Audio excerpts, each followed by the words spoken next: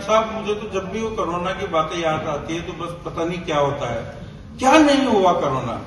मैंने आज से 28 साल पहले कल्पना में 4 पंक्तियों का एक छोटा सा व्यंग लिखा था, कोरोना में वो सार्थक हो गया।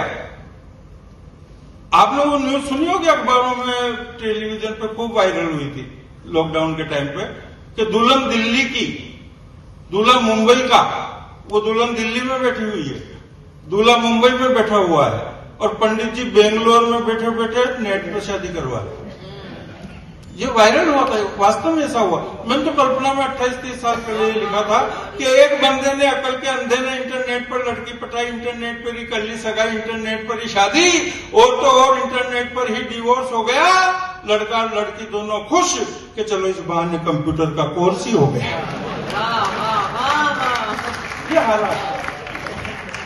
मेरा एस्ट्रोलॉजी में बहुत विश्वास था साहब, लेकिन इस कोरोना काल के बाद बिल्कुल हट गया। एक एस्ट्रोलॉजी की छोटी सी पारिवारिक व्यंग आपको सुना देता हूं कि शारीरिक मानसिक आर्थिक परेशानियों से हैरान परेशान हम दोनों पति पत्नी एक पंडित जी के पास गए कि श्रीमान है कोई इन समस्याओं का समाधान। पंडित जी बोले, रे नादान, सूर्य अस्त है, मंगल अमंगलकारी है, बुध की महादशा में गुरु का अंतर है, शुक्र नीच का है, शनि का ढैया है, इसलिए रुक रहा गृहस्थी की गाड़ी का पहिया है, राहु और केतु की वक्र दृष्टि है, इसलिए इन सारी समस्याओं की सृष्टि है। इन सब समस्याओं के समाधान का एकमात्र उपाय है, 1.25 महीने तक रोज नियमित रूप से महामृत्युंजय जप के जाप करवाओ। रोज सुबह सुबह 2 बेसन के लड्डू सफेद गाय को और 2 देसी घी में चुपड़ी हुई रोटी काले कुत्ते को खिलाओ। चौथे 5वें दिन झल्लाती हुई, दांत किटकिटाती हुई, बड़बड़ाती हुई मेरी धर्म पत्नी मेरे पास आई और बोली कि पूरे मोहल्ले के 4 चक्कर लगाए आई, न तो कुत्ता मिला और न गाई, घर गृहस्थी की कुछ तो जिम्मेदारियां आप भी संभालो। लड्डू मैंने खा लिए,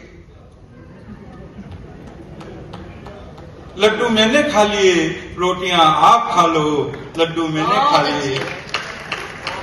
एक कविता की फरमाइश आई है, मैं अब समय कम है इसलिए संक्षिप्त में सुना देता हूं।